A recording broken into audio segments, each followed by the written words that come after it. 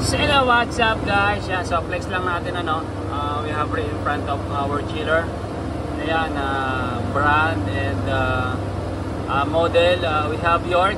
Yan, Millennium reciprocal chiller. Yan, naka-off na siya. The unit is already off. Yan, so here at the controls and contactors. Okay. Yan, dito tayo sa ito yung pinaka mother board niya o master panel niya. Okay, so as you can see, we have a contactor. Yan, so papalitan natin siya.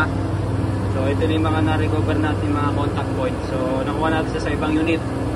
Yan, so as you can see, we have club meter. Yan, this unit is already off. Wala na siyang power. There is no power already. Yan, isasalpak na lang natin yung ating mga contact point. Okay, and then pakita ko rin yung compressor niya. So yan,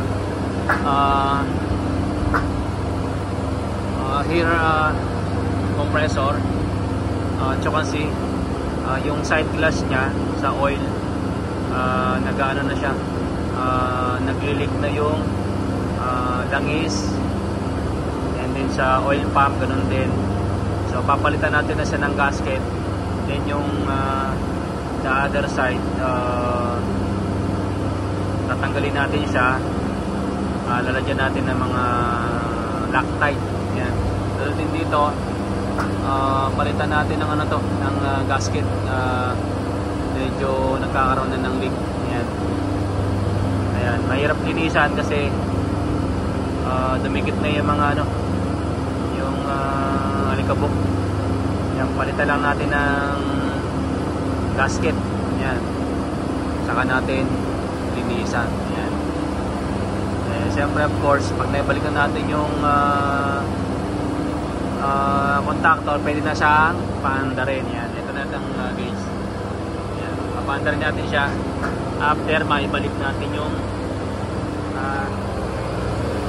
contactor. Yan, okay, yan, balik na natin, and then start up natin saglit kasi I feel bad for this compressor. Meron tayong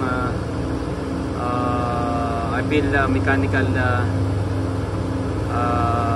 damage or problem inside compressor. Okay,